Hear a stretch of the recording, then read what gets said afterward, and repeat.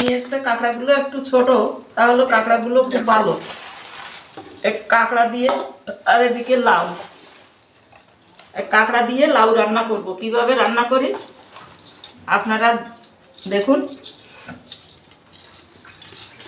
আমি লাউ কাঁকড়ার জন্য কড়াই বসিয়ে দিয়েছি। এখন কড়াইতে আমি দিয়ে দিচ্ছি তেল। আমি প্রথমেই দিয়ে দিচ্ছি আলু। আমি লাউর মধ্যে কয়েক টুকরো আলু দিয়ে দিচ্ছি।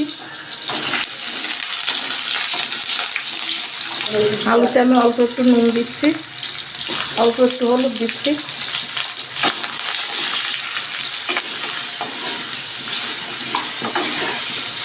আমি এবার দিয়ে দিচ্ছি কাঁকড়া। আলু কাঁকড়া অল্প একটু ভেজে নিচ্ছি। আমি দিচ্ছি আর একটু হলুদ।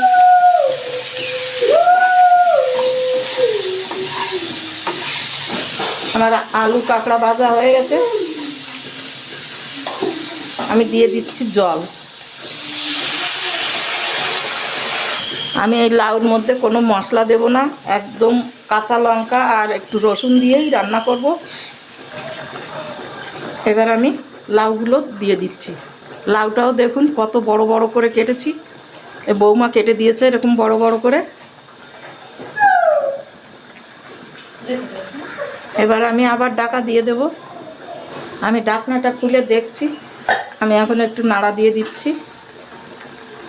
আমি দিচ্ছি 3টে কাঁচা পাকা লঙ্কা, একটুখানি মুখ ফেটে ফেটে দিয়েছি, কারণ আমার দাদা ছোট, সেই জন্য একটু দিয়ে দিচ্ছি স্বাদ মতো নুন।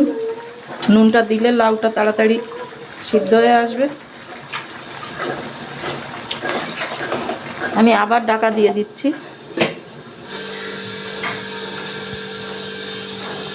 মাঝে আমি ঢাকা খুলে দুবার একটু নাড়াচাড়া করে দিয়েছি। এখন লাউ বড় বড় হলে কি হবে, একদম নরম হয়ে গেছে। এবার আমি দিয়ে দেবো একটু ফোড়ন। আমি কড়াইতে তেল দিয়ে দিচ্ছি। কড়াই গরম হয়ে গেছে, আমার তেল গরম হয়ে গেছে। আমি দিচ্ছি একটু বেশি করে রসুন। রসুন একটু থেতো করে নিয়েছি। রসুনের মধ্যে আমি অল্প একটু হলুদ দিয়ে দিলাম, অল্প একটু ধনেপাতা দিয়ে দিচ্ছি। এবার আমি লাউটা দিয়ে দিচ্ছি।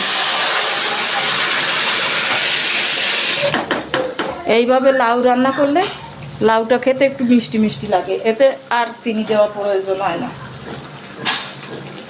এবার দিয়ে দিচ্ছি আমি ধনেপাতা কুচি।